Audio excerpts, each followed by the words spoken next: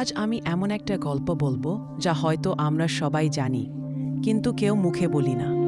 একটা মেয়ে তার শরীরের ভেতরে ঘটে যাওয়া ছোট্ট একটা পরিবর্তন নিয়ে কতটা ভয়ে দুশ্চিন্তায় দিন কাটায় সেটা হয়তো কখনো বুঝি না।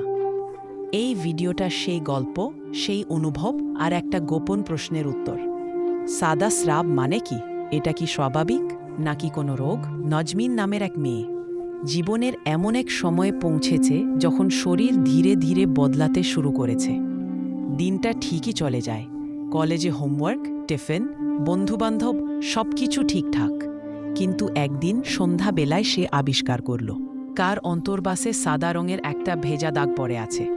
প্রথমে সে ভয় পেয়ে যায়, কিছু একটা অস্বাভাবিক মনে হয়। ভয় করে বলতে পারে না মাকে। তার মাথায় তখন হাজার প্রশ্ন। আমি কি অসুস্থ? আমার কি কোনো রোগ হয়েছে? এটা কি লুকিয়ে রাখার মতো কিছু?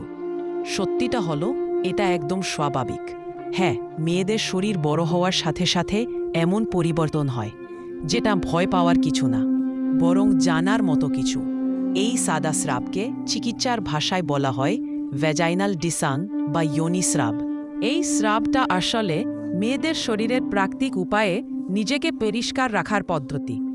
আমাদের শরীর এক জাদুকর, সে নিজের যত্ন নিজেই নেয়। যোনি থেকে বের হওয়া এই সাদা তরল আসলে মৃত কোষ আর ব্যাকটেরিয়া পরিষ্কার করার প্রক্রিয়া, যেন শরীরের ভেতরে কোনো রকম জীবাণু বা সমস্যা না হয়। সাধারণত মাসিক শুরুর কিছুদিন আগে বা মাসিকের মাঝে এটা বেশি দেখা যায়। আবার যখন একজন মেয়ে গর্ভবতী হন, কখনো এই সাদা স্রাব বেড়ে যায়। অনেক সময় মানসিক চাপ বা হরমোনের উঠানামায়ও এটা হয়। তাই ভয় পাওয়ার কিছু নেই, এটা নারী শরীরের একদম স্বাভাবিক একটা পরিবর্তন। এই বিষয়টা নিয়ে যত কম লুকোচুরি হবে তত ভালো, কারণ জানাই হল শক্তি। তবে হ্যাঁ, সাদা স্রাবই স্বাভাবিক নয়।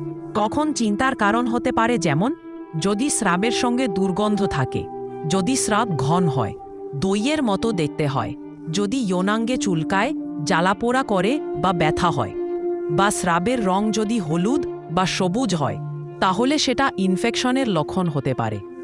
এই অবস্থায় দেরি না করে অবশ্যই ডাক্তারের পরামর্শ নেওয়া উচিত। এটা লজ্জার কিছু না। প্রতিদিন কত মেয়ে এই সমস্যায় ভোগে, কিন্তু লজ্জায় কাউকে বলে না। কেউ ভাবে এটা হয়তো নিষিদ্ধ কিছু, কেউ ভাবে এটা অপবিত্র। কিন্তু সত্যি কথা হলো, এই সাদা স্রাব তোমার শরীরের সেই ভাষা যেটা তোমাকে বলে তুমি বড় হচ্ছ, তোমার শরীর পরিপূর্ণ নারী হয়ে উঠছে। এই কথাগুলো আমরা জানলে, বুঝলে, তবেই না সেই নাজমিন তার ভয় কেটে যাবে। সে জানবে সে একা না, তার মত আরও লক্ষ লক্ষ মেয়ে এই একই অভিজ্ঞতার মধ্যে দিয়ে যায়। মেয়েদের শরীর একটা রহস্যময়, দুর্দান্ত শক্তির উৎস। এই শরীরের প্রতিটা পরিবর্তন মানেই এক নতুন অধ্যায়। তাই লুকিয়ে নয়, বুক ফুলিয়ে বলো, আমার শরীর আমার আপন, আমি একে বুঝি, ভালোবাসি। এই ভিডিও যদি একজন মেয়েকেও সচেতন করতে পারে, তাকে যদি সাহস দে মুখ খুলতে, জানতে, তাহলে আমার এই গল্প বলাটাই সার্থক।